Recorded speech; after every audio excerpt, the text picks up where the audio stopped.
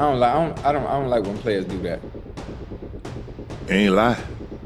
Yeah, I don't like when players do that. Obviously, you would know him better than. And once again, he is not addressing any drama that is going on with his damn football team, because we know there is a lot of drama, especially coming out the quarterback room. There has been a bunch of headlines coming out this week about the mistreatment of Shedeur. What you just saw set the stage for the storm brewing in Cleveland. A veteran defensive back bluntly describes a quarterback panicking under pressure. Analysts question whether those flaws are temporary or fundamental.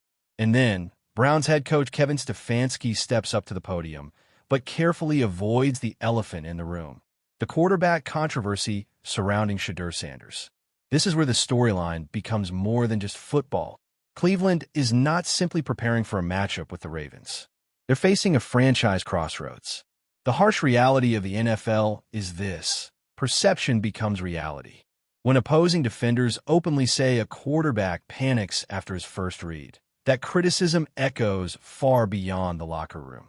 And when the head coach refuses to clarify the future, it fuels speculation that runs even hotter. The bombshell is simple, but seismic. Despite a rough outing, the Browns are not turning to Shedeur Sanders, at least not yet. And that decision may ripple through this season and Sanders' young career in ways no one can ignore. Do you expect Quinshawn to play? And if whether or not he does, what have you seen out of him this week in practice to make you feel confident that that's a distinct possibility? We'll work through that. Stefanski shifts quickly to safer ground. Injury updates and depth chart questions. Notice how he praises effort, mentions football shape, and keeps the tone positive. This is classic coach speak. Control the narrative, keep the spotlight off controversy. But for Browns fans, it feels like evasion. The backdrop here matters. The Ravens are not just another opponent. They're the reigning kings of the AFC North, led by Lamar Jackson, an MVP who has defined resilience and improvisation. In contrast, Cleveland has rotated quarterbacks like a carousel. Sanders was drafted as a potential face of the franchise, the next era of hope. But now, after week one disappointment, the decision to sit him signals hesitation, if not doubt. This is the tension. Is Stefanski protecting Sanders' long-term development or protecting his own short-term record? Well, obviously, we're one game in, so you don't want to we know we have to be better in the run game department, and that is everybody. That's players, coaches, the quarterback getting us into the right play, and then everybody executing, and the receivers blocking on the perimeter. This response may sound routine, but listen closely. Stefanski emphasizes execution across everybody: players, coaches, and the quarterback. It's subtle, but it places responsibility squarely on the signal caller's shoulders. This is important. The Browns know their offensive line struggled. They know the run game faltered. But in Stefanski's framing, it's not just a trench issue. It's about quarterback recognition, play adjustments, and leadership. For Shedeur Sanders, this is both a warning and a lesson. The NFL doesn't wait for rookies to grow up. The Ravens' defense will disguise blitzes, press coverage, and force quick reads. Cleveland staff clearly fears throwing Sanders into that storm too early. But fans, already impatient, wonder, if not now, when? A lot has been made about the 30th anniversary celebration going on. What do you kind of make of that, and do you have a message that you reverberated to the team, kind of giving them the... Yeah, we talked about this on Wednesday. Our team is very aware of the rich history of the Cleveland Browns. Stefanski invokes history, a franchise legacy that stretches from Jim Brown's dominance to the heartbreak of relocations and playoff droughts. But nostalgia doesn't win football games. For a fan base starving for stability, hearing about the giants who came before rings hollow when the present remains unsettled. Still, it's not without meaning.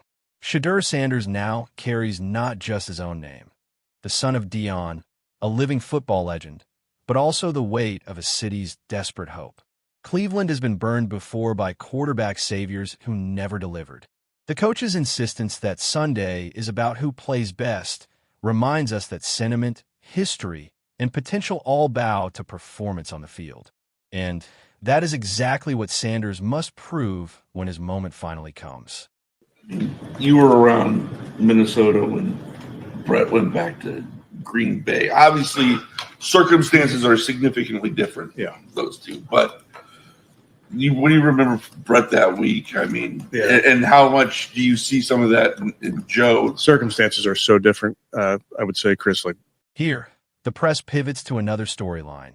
Joe Flacco's return against the Ravens, the very team where he etched his name into NFL lore. Stefanski draws parallels to Brett Favre's dramatic return to Lambeau.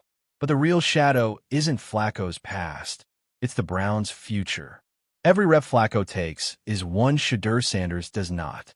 This raises a crucial question. What is Cleveland really prioritizing? A symbolic veteran showdown against the Ravens, or the development of their franchise rookie? The bombshell isn't just that Sanders is benched. It's that his timeline is undefined.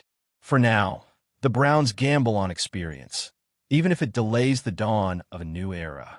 That was Kevin Stefanski speaking to the media. Like I stated, he did speak about Shedeur getting them reps, man. Now, we do know Bill Muskrat did speak about it earlier today, the quarterback coach. But as of right now, man, they're keeping it kind of hush-hush with what exactly is going on with these reps. And there it is, the truth hidden in plain sight.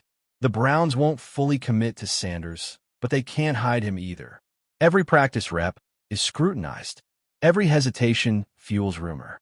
For Cleveland, this season may not just be about wins and losses. It may be about when and how they finally unleash Shedeur Sanders.